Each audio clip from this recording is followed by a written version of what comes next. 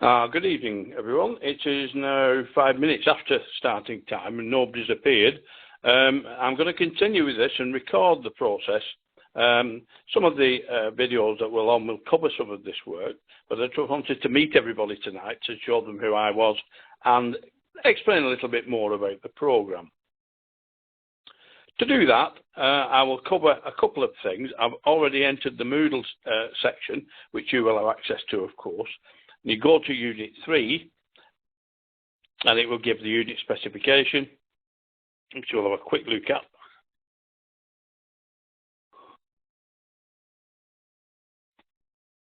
This basically looks at the unit in detail with the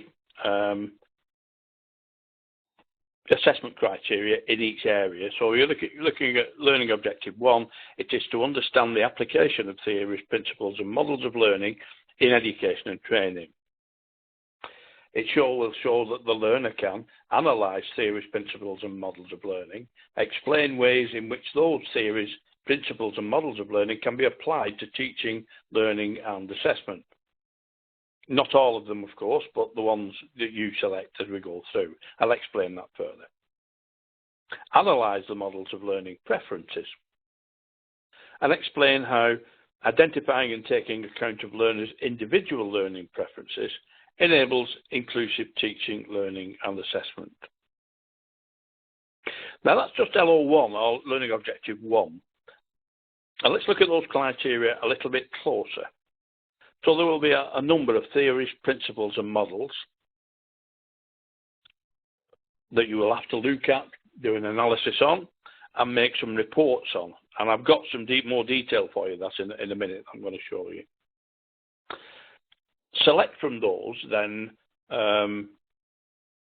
how you actually could apply those or some of those into the teaching that you do. Look at models of learning preference, the way people learn, and identify, making sure that you've identified that allows you to then meet the needs of those learners in your teaching and learning and the assessment process that follows that. To be clear from what you'll have heard before, probably from the principal, to do this course, you will need to be in a teaching position or in a position to be able to gather the evidence that's required for the units after this one. This one is a purely theoretical unit, basically, and it covers a whole range of how and why we teach. One of the things that you will have to do is work through, and as the course runs through, it looks at preparations or what happens before learning begins. All the documentation that you collect, initial assessment processes, and how you actually formulate an individual learning plan from that initial assessment that gives you a detail of that individual student, including things like learning preferences, how they like to learn, whether they're an audio, visual or kinesthetic learner. Some of those preferences will then be able to be incorporated into that plan that will allow you then to teach and assess that particular learner and meet their individual needs. If you're not in that position, then I need to know that at an early stage, because as we complete this unit, as we go into Unit 1, which is a very big unit, it's something like 8 learning objectives in there. This unit has only 5. It will require, or some of the evidence you can present in documentary evidence will then be able to cut out a lot of explanation and writing, and you'll need that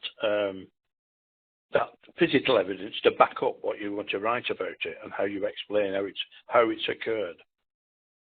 So once that's on, to cover the actual rest of the unit, Unit 2 is understanding the application or how those are applied to models of communication in education and learning.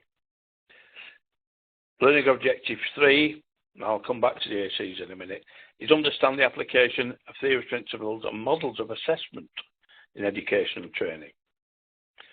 So Learning Objective 2 is communication, Learning Objective 3 is assessment, Learning objective 4 is correct curriculum development within your own area of specialism, whatever you're doing at the present time, and how the curriculum that you deliver is actually developed.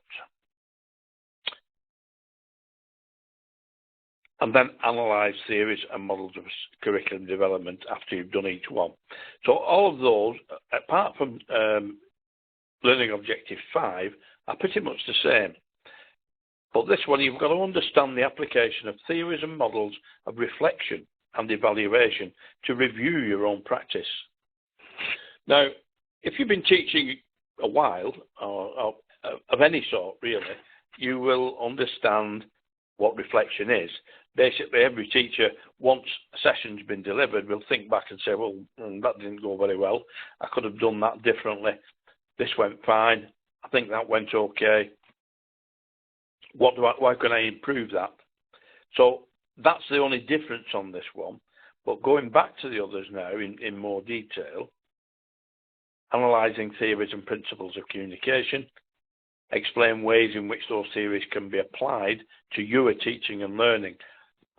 And this is important because it is your teaching and learning in the situation that you're in, the organisation you're with and how they work. That will be different for everybody. And again, learning objective 3, how assessment takes place. So look at the theories, principles and models of assessment, and then explain which those theories can be applied to assessing and learning. And again, that will again be determined by the organisation that you're working for or with. And again, theories and models of curriculum development, how that curriculum has been developed, how you are working within that. And of course, that will come down to, in the units that follow, in the scheme of work that you present, that you put together for the course you deliver within that curriculum, and also the lesson planning that you've done to achieve that. For instance, this is a lesson. This is a planned lesson to show you an overview of the course and what of the unit and what will be expected of you within this unit.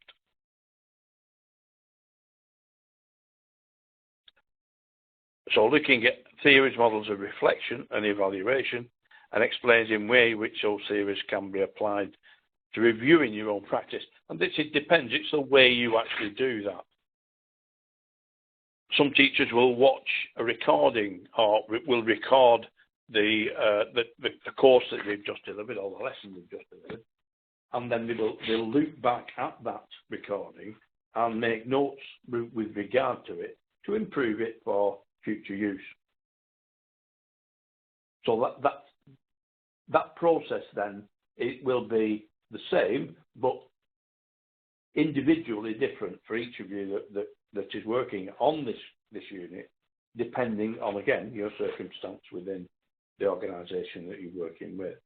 So that's a quick overview of Unit 3. I have put together a couple of videos on here that cover some of what I've said, but in more detail. And it also looks at learning objective 1 in exact detail on there. I'll just look at the amplifications on. Is amplification 1 what the unit aim is?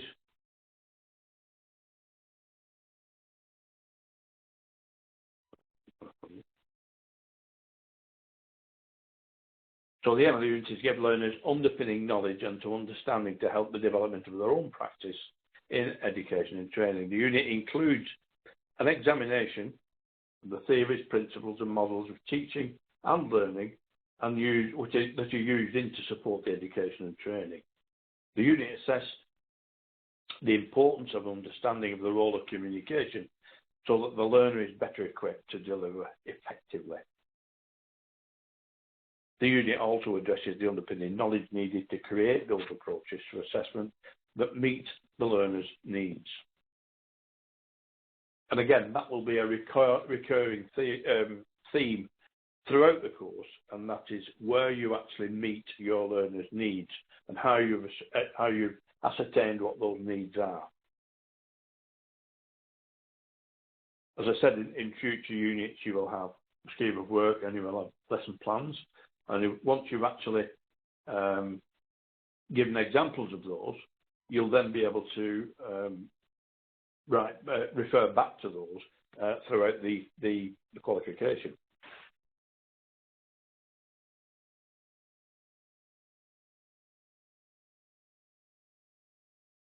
Essential requirements. This unit is a prerequisite for Unit 1. In other words, this unit needs to be delivered first.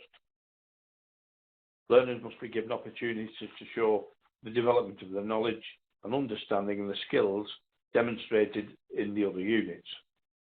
There is a requirement for learners to be able to analyse and demonstrate their understanding of theories, principles and models. And actually, this is actually a knowledge-based unit, and therefore there is no requirement for assessment evidence based on teaching practice. However, it's essential that principles and theories draw on workplace experience to make theory more relevant to the specific subject areas, which is saying more or less what I've just told you. So if I go back from that and I have a look at application 3, this is information for teachers, which is it's good for you to read through this as well, and it's telling you what I should be telling you. It tackles the issues of curriculum design and development. It covers individuals explore a range of approaches for reflective practice. It covers that detail of what you need to do and what the information you need to give me. Learning activities that are suggested for this, you can read through those as well.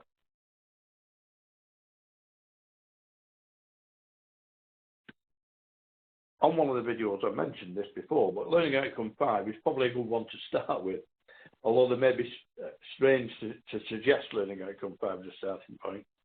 It's essential that you understand what you need to do to understand the application of these theories and models, and how reflection and evaluation is so important when you review your own practice.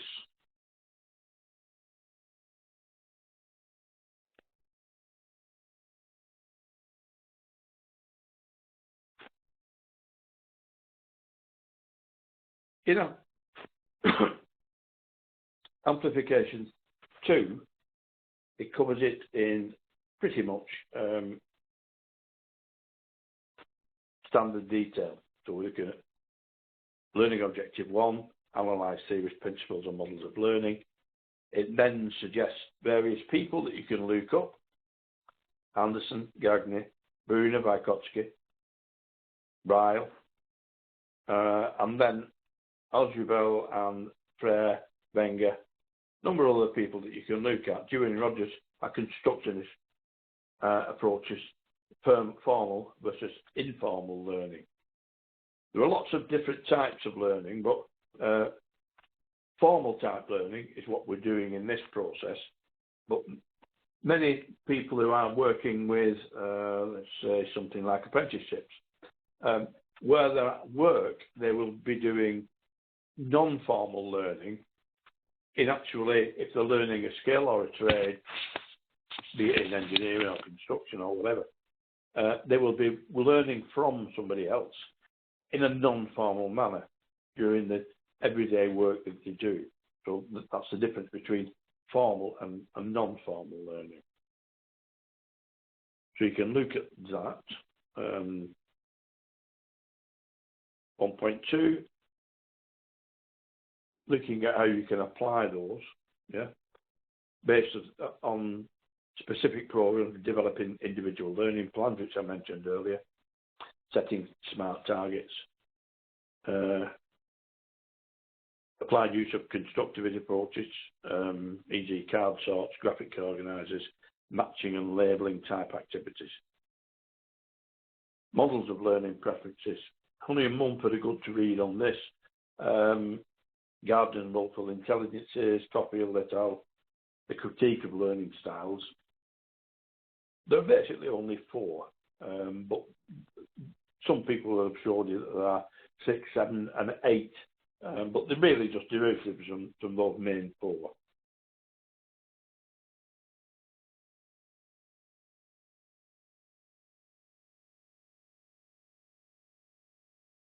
Again, responsive learning preferences, individual weaknesses and strengths, behaviours, and to understand the strengths and weaknesses, and to develop a range of learning strategies.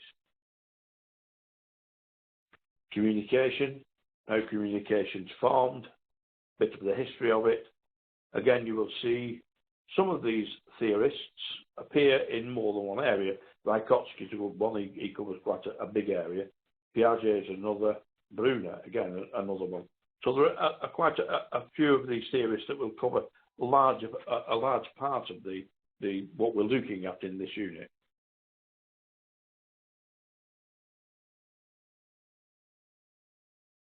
Communication, again, 3.2, how you actually deliver. It can be visual, in fact, in what I'm doing now. It can be audio, in which case you're listening to what I'm saying. And it'll be hands-on by you providing evidence afterwards of how you've actually learned. So this one, I'm not going to go right through this one now, but you can read through this one at your leisure and look at the detail on there. One thing I want to share with you is a little sheet I've put together. It's this one.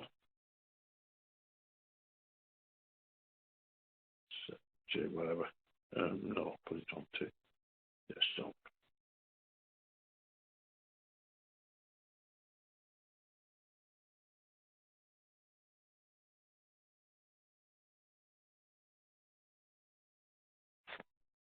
Now, this is actually an assignment front sheet that tells you what you've got to do. And what I've done is, in this box at the side, is to, excuse me, read and respond to research suggested in the amplification. It can be read and taken from chapter 2 of the ebook. Make your analysis from the models, audio, visual, etc. The amplification against 1.3, and check your responses at Unit 1. Don't forget that one. I actually have changed that.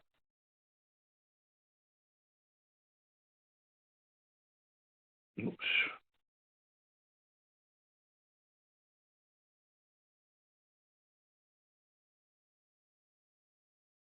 It's really just you need to explain I'll put that further down, I'll write it in now actually.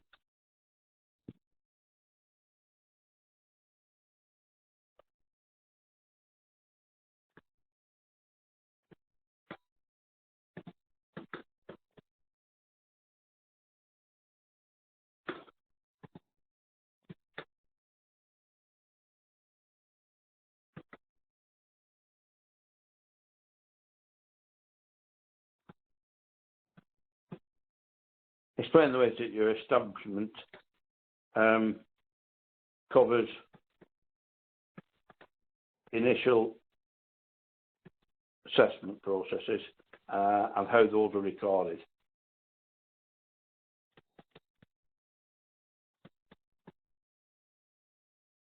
So you will need to find out from a person, if you have a mentor within your establishment, or if you have somebody that covers the quality assurance within the organisation, they will be able to give you some background on there to show you how that happens.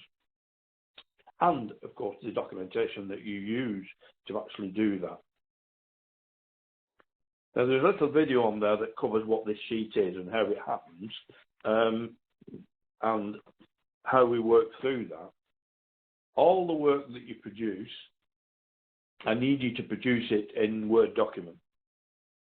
Once that has been, once you've done that, if you've completed, say, the first couple of learning objectives, I want you to send those in to learner work, and that will come to me, and then I will give you feedback on that as fast as I possibly can, and then you can complete, or if there are any recommendations for change, I'll put those in, and then you can complete the rest of the units as we work through.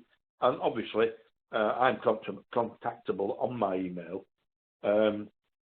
every day So if you need to ask specific questions or you're not sure about something, you can contact me direct. You will have my phone number and you can text me, whatever suits you best, so that you can get answers pretty well 24/7. So don't worry about that. And if you need to contact me, do by all means. It's important that you understand that, because it's not just online learning; it's blended learning in terms of your access to tutors and what you need to do. So these suggestions in here are purely my suggestions of how you go about this. Again, check the application, explain from your analysis some of the ways that can be applied. Because each of these from now on, from LO2 onwards, it does ask you to do an analysis and then explains how that can be actually put into practice. So when you principles of communication, how you actually practice those. Theories and principles of assessment, how you actually do that assessment. I've just explained, and that was another mention, just reminded myself there. If you are using a laptop, then you won't have any trouble with the feedback, because I use something called review on Word, which then actually puts a little box at the side with my comments. You can actually put comments on there as well in return. Excuse me. But that doesn't appear if you're using a phone. There are one or two phones, I believe, where it does occur, but they are very few and far between and probably very expensive to do. So once you complete your work, it must be in a Word document. Now this assignment front sheet, I will then place at the head of your work with your name on, your registration number. And each time you complete something on here, I will scrub all this away and put my assessment in here. And I will put whether it's been achieved. And what I suggest is that on a heading of each of your pieces of work, you put your name, DET level 5, and which unit it is. And that will immediately point me to who you are, because I get student work coming in, of course. And also at the bottom of each page, page number in the footer. Because then it'll say analysed here, it'll say my assessment of it here, it will say achieved, and it will say which page it is on to be found on, and it will be below, obviously, this sheet. And that, of course, will go backwards and forwards to us as many times as you send it. If you do, give you a clear example, if you do 1 and 2 and they're fine, everything's okay, I'll pass those off, carry on with the others as we work through them. Much of the work that you will do will be written work in this instance, but as I've said before, as we move on to the other units, basically you'll be able to then put evidence in that you've gathered and then talk about that evidence. Wait a minute. Yes, I do want to save these changes.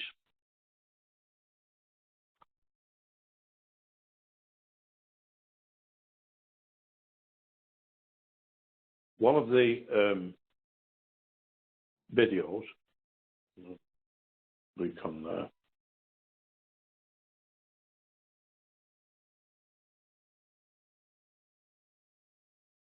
covers on here some of the things I've just been talking about, but in more detail. By all means, as well as the recording of this, you'll be able to use the recordings that are on the Moodle already, and you'll be able to use those to actually enhance what you've got to do. And again, I'll make it short tonight, because obviously nobody's been able to turn up. So I've not got any questions. But should any of you have any questions, please make sure that you email me those or actually text me those questions. I'll be able to then respond to you individually. We have a section on WhatsApp, and if you're connected to that, you could use that as well if that's what you want to do. I'm sorry that we couldn't meet tonight. Also, my camera's not working either. So, you've not been able to see me, but I'm actually on the top of here